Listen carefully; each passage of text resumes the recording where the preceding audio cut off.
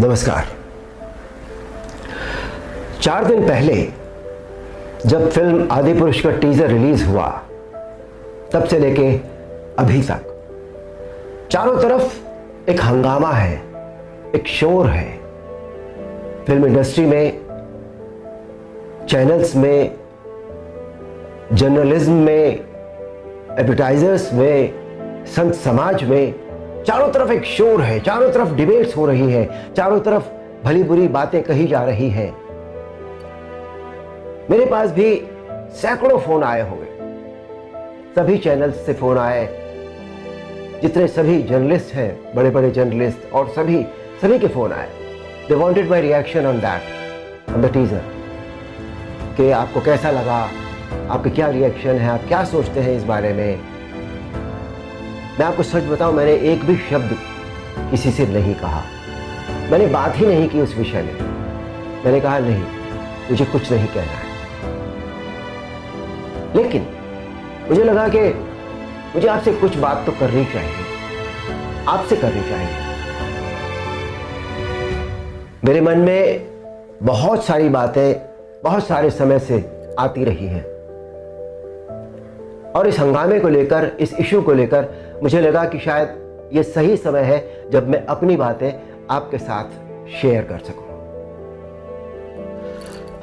दोस्तों, ध्यान से सुनिएगा। रामायण, महाभारत, श्रीमद् भागवत जैसे जितने भी ग्रंथ हैं, शास्त्र हैं, ये हमारी सांस्कृतिक और धार्मिक धरोहर है। ये हमारी संस्कृति है, ये हमारी जड़ है। सारी मानव सभ्यता के लिए ये नींव के समान है, और न तो नींव को हिलाया जा सकता है और न ही जड़ को बदला जा सकता है। नींव या जड़ से किसी भी तरह का खिलवाड़, किसी भी तरह की छेड़छाड़ बिल्कुल भी ठीक नहीं है। हमें इन शास्त्रों से संस्कार मिलते हैं, जीवन का आधार मिलता है। ये धरोहर ही हमें जीने की कला सिखाती है। हमारी संस्कृति विश्व की सबसे प्राचीन संस्कृति है।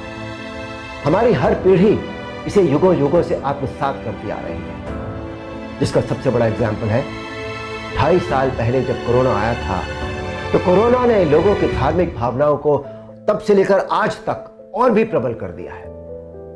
हमारी धार्मिक परंपराओं और मान्यताओं को और अधिक पुष्ट किया है इस महामारी ने। टीवी पर जब धारावाहिक रामायण प्रसारित हुई थी कोरोना के दौरान, तो रामायण ने एक विश्व रिकॉर्ड बनाया। आप सब जानते हैं, हम सब जानते हैं, ये एक बहुत बड़ा संकेत है हमारी मान्यताओं और परंपराओं की प्रामाणिकता का। इस बार यानी 2020 में रामायण आज की युवा पीढ़ी ने भी देखी, और 35 साल पहले बनी रामायण को पूरी श्रद्धा और आस्था से देखा, समझा और आत्मसात किया। आज जो बेहिसाब लोग मुझसे मिलते हैं, उनमें सबसे ज्यादा संख्या टीनेजर्स की होती है। दोस्तों, 500 साल के संघर्ष, अथक प्रयत्न और जद्दोजहद के बाद, न जाने कितना रक्त बहाने के बाद, हमें राम मंदिर के पक्ष में निर्णय मिला, और वहां एक भव्य मंदिर का निर्माण हो रहा है, जो 2024 तक पूरा भी हो जाएगा। अप्रिशिएट करने वाली बात यह है कि मंदिर को भव्यता देने के साथ साथ उसकी आत्मा और मौलिकता को ज्यों का त्यों रखकर यह मंदिर बन रहा है। हमें अपनी सभी सांस्कृतिक और धार्मिक धरोहरों और मान्यताओं को जैसी वो है वैसी ही बनाए रखना चाहिए। उनमें किसी भी तरह के बदलाव की न तो जरूरत है, न करना चाहिए, और न ही किसी और को करने देना चाहिए। भला कोई अपनी नींव हिलाता है क्या? कोई अपनी जड़ें बदलता है क्या?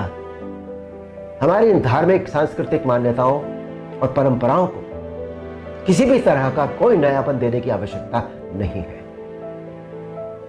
देखिए, मेरा प्रयास और कर्म तो यही है कि मैं इस जनरेशन को और अगली पीढ़ी को भी वही सिखाऊं, वही बताऊं, वही दिखाऊं जो वास्तव में सत्य है, शाश्वत है और सनातन है।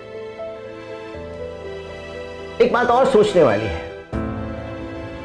किसी और धर्म की परंपरा या मान्यता में जब किसी भी प्रकार का बदलाव या नयापन नहीं किया जाता, तो हमारी सनातन धर्म की मान्यताओं परंपराओं के साथ छेड़छाड़ आखिर क्यों?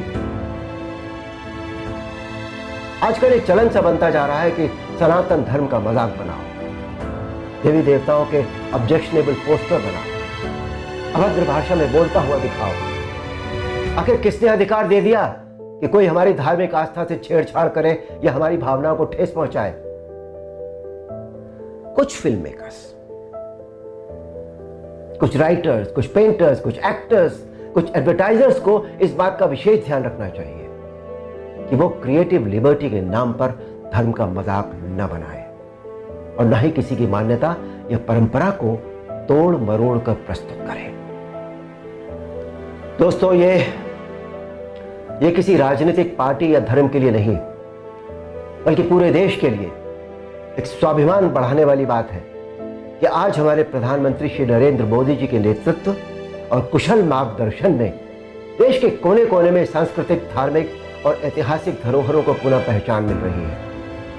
स्थान स्थान पर कॉरिडोर बनाए जा रहे हैं, जिनसे हमारी इन धरोहरों की रक्षा भी हो रही, उनका पुनर्निर्माण भी हो रहा है, साथ ही उनकी मौलिकता भी यथावत रखी जा रही है। मोदी जी, ये देश सदैव आपका ऋणी रहेगा। मेरा अनुरोध है आप सबसे कि आप सब पूरी सक्रियता और जागरूकता के साथ अपनी अमूल्य सांस्कृतिक, धार्मिक मान्यताओं और धरोहरों को सहेज कर संभाले रखने का संकल्प करें और दूसरों को भी इसके लिए प्रेरित करें। धन्यवाद। नमस्कार।